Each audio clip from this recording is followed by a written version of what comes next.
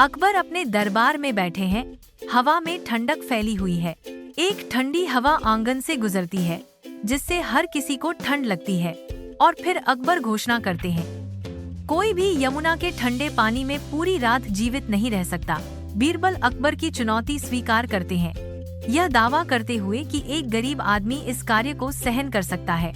अकबर सहमत हो जाते हैं। गरीब आदमी के सफल होने पर 100 सोने के सिक्कों का इनाम देने का वादा करते हैं। और फिर एक गरीब आदमी ठंडी यमुना में अकेला खड़ा है और ठिठुरते हुए सर्दी सह रहा है।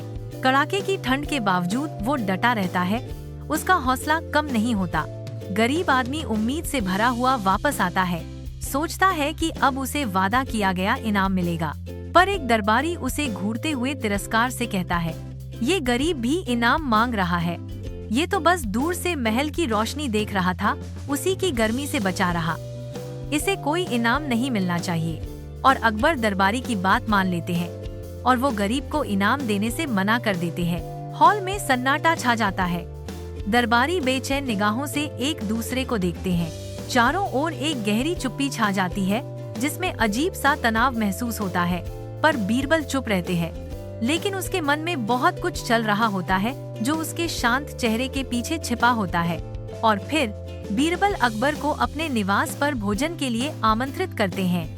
बीरबल और अकबर एक कमरे में खड़े हैं। उनकी निगाहें खिचड़ी के एक बर्तन पर टिकी हैं, जो ऊपर लटका हुआ है। एक छोटी सी आग बर्तन के नीचे जल रही है, उसकी गर्मी लटकते भोजन की ओर बढ़ रही है। अकबर जैसे ही भीतर आते हैं, उनके चेहरे पर जिज्ञासा साफ झलकती है। अकबर की आवाज कमरे में गूंजती है, इतनी दूर से खिचड़ी कैसे बनेगी?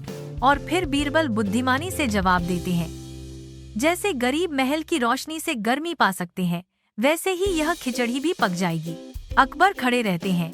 उनके भीतर एक गहरी अनुभूति उठती है, जैसे उनकी अंतरात्मा उन्हें उनकी गलती का एहसास करा रही हो। और फिर अकबर ने गरीब आदमी को बुलाया।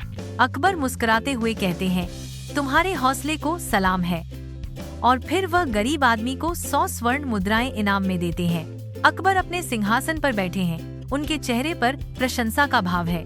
और फिर अकबर ने घोषणा की, बीरबल, आपकी बुद्धिमत्ता मुझे हमेशा चकित करती है। आपके एक क्लिक से मेरी हिम्मत बढ़ती है। सब्सक्राइब जरूर करना।